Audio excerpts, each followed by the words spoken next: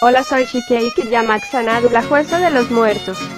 Bueno, me toco en el especial de Halloween, pero no contaré historias de terror internacionales, yo contaré unas historias de terror de México.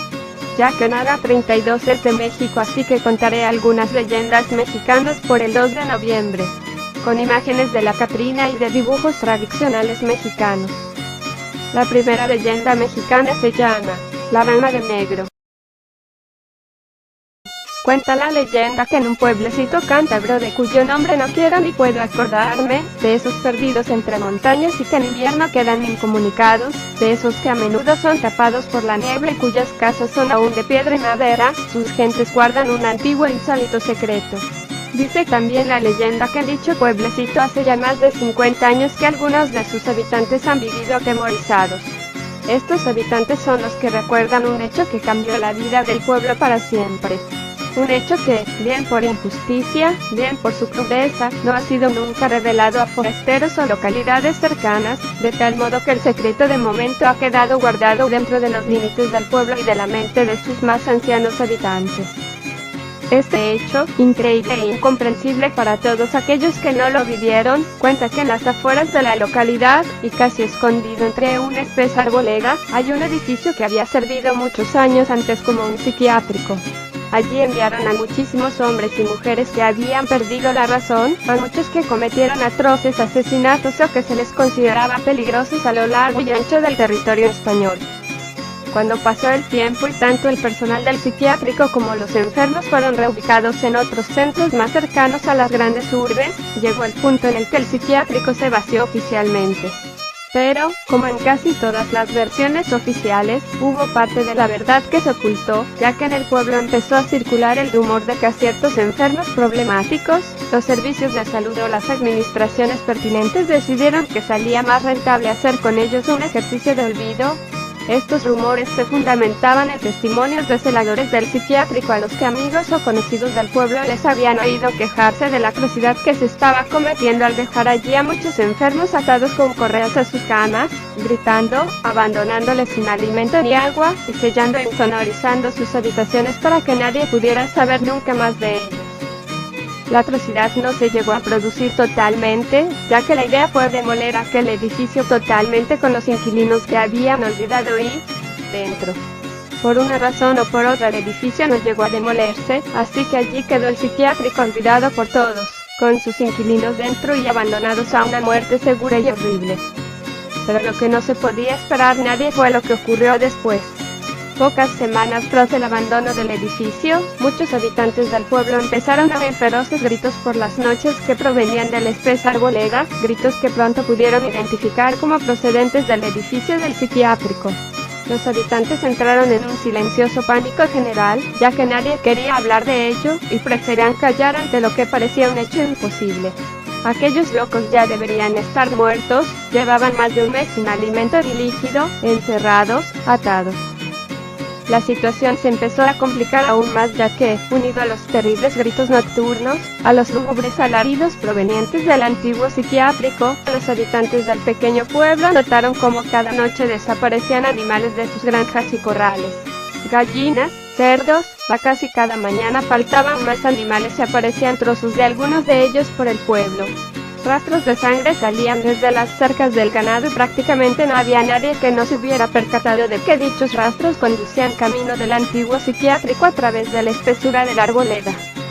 Hubo quien, además, advirtió que había visto por las noches a lo lejos a una mujer vestida de negro, de aspecto fantasmal y armada con una daga, destripar a los animales y llevarse muchos de ellos, para luego perderse en la negrura de la noche camino del siniestro edificio. Pasaron las semanas, y en vista de las pérdidas de ganado en el pueblo, un día de fin de año los vecinos decidieron poner fin al robo de animales, aunque muchos de ellos se temieran que las desapariciones eran obra de un fantasma. Así que noche tras noche montaron guardia en todos los corrales y cercados, hasta que por fin una noche dieron con algo. Uno de los vecinos que vigilaba encontró al ladrón con las manos en la masa y llamó al resto de personas que montaban guardia, que rápidamente se unieron a él. Delante de ellos, como si los espectros realmente existieran y fueran algo tan natural como el día o la noche, había una figura tapada con una manta negra, levitando unos centímetros sobre el suelo, con una daga que movía diestramente con una mano mientras decapitaba un pollo sujeto con la otra. La figura pareció percatarse de la gran expectación que estaba provocando sobre los habitantes del pueblo, que, armados con antorchas, guadañas, palos y otras armas espontáneas, no paraban de mirarla. Con una velocidad sobrenatural, la figura partió volando, literalmente con el pollo muerto en la mano hacia el edificio, confundiéndose en la negrura de la noche. Todos los vecinos, sin dudarlo, y venciendo el miedo a lo sobrenatural debido a que la masa humana reduce el temor, corrieron raudos hacia el oscuro y viejo edificio para atrapar al ladrón y detener la matanza de sus animales. Al llegar allí, entraron salvajemente al edificio iluminándolo con sus antorchas. No encontraron nada en el primer piso, solo viejas camillas y mesas quirúrgicas con telarañas. Pero, al subir al siguiente piso, todos ellos se detuvieron y quedaron petrificados al ver el repugnante espectáculo que tenían ante sus ojos. En la sala que se abría ante sus narices había varias decenas de cuerpos famélicos, encogidos, de largas melenas y que se les notaban todos los huesos. Les miraban en asustadizas posturas, tirados por el suelo, acurrucados en los rincones, mientras cientos de trozos de animales y gran cantidad de sangre estaban esparcidos entre ellos y por sus cuerpos. En el centro, la figura de la dama con la manta negra permanecía de pie, levitando, con el pollo ensangrentado y la daga en las manos. Todos los vecinos salieron huyendo despavoridos en una torpe carrera. Los enfermos olvidados, fantasmas. Nadie supo quiénes eran los humanos o tal vez los espectros que allí estaban. A partir de entonces, cada fin de año los vecinos de este pueblo dejan, antes por temor y ahora por tradición, algunas gallinas o cerdos u otros animales en la entrada de la arboleda, y gracias a ello, dicen los viejos del lugar, a los que ahora se les considera que cuentan batallitas inventadas, que los gritos no se han vuelto a escuchar por las noches. Lo que bien es cierto, es que esos animales cada mañana de Año Nuevo han desaparecido. La segunda leyenda mexicana se llama Las momias de Guanajuato.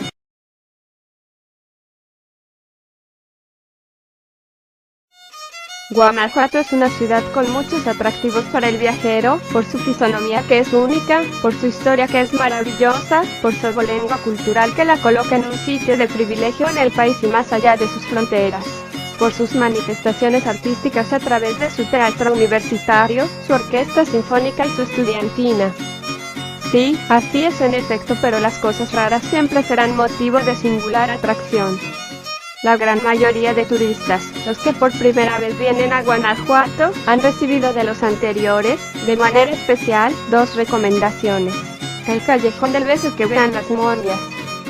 La momificación se debe, sin que sea esto una opinión científica, a la ventilación especial, es decir, a la altura más bien que al terreno, pues lo mismo ocurre en las gavetas que en el suelo. Con toda seguridad que el fenómeno tiene lugar desde que fueron exhumados del panteón municipal, al término del tiempo reglamentario, los primeros cadáveres. Ese término es de 5 años, pero la momificación debe consumarse antes. El dato de mayor importancia para nuestra población es la circunstancia de la gran mortandad que hubo y porque varios de los cuerpos, por temor a que se propagara más la peste, eran inhumados casi enseguida de que se declaraban muertos. Así sucedía que en algunos casos se les sepultaba cuando en realidad todavía no expiraban, de modo que al volver de aquel estado cataléptico, ya en la tumba, morían finalmente por desesperación, por angustia o por asfixia. De ahí esa mueca de dolor que hay en algunas momias. Esto fue cuando la peste del cólera morbus que registró nuestra población allá por 1833. Aún no existía el panteón actual, 1861, que es donde se verificó la momificación. Tal era la cantidad de muertos, que fue necesario abrir panteones complementarios en los de la Compañía San Francisco, San Diego, Santa Belén, San Roque, San Sebastián. Esta es una de las más antiguas. A partir de 1861, fecha en que se inauguró el Panteón Municipal siendo gobernador del estado del general Francisco Pacheco, datan las primeras momificaciones. El primer cadáver momificado que se exhibió correspondió al doctor francés Rémy Leroy en 1965, que aún existe. Desde hace muchos años las momias se exhiben al público en una cripta que se halla justamente debajo del lugar donde se registra este hecho curioso. En una galería que hay al fondo se ofrece el macabro espectáculo, formando las momias una doble fila como 15 metros de fondo y acertadamente detrás de una vidriera.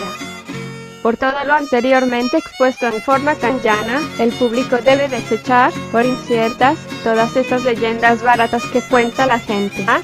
La última leyenda mexicana se llama El jinete sin cabeza.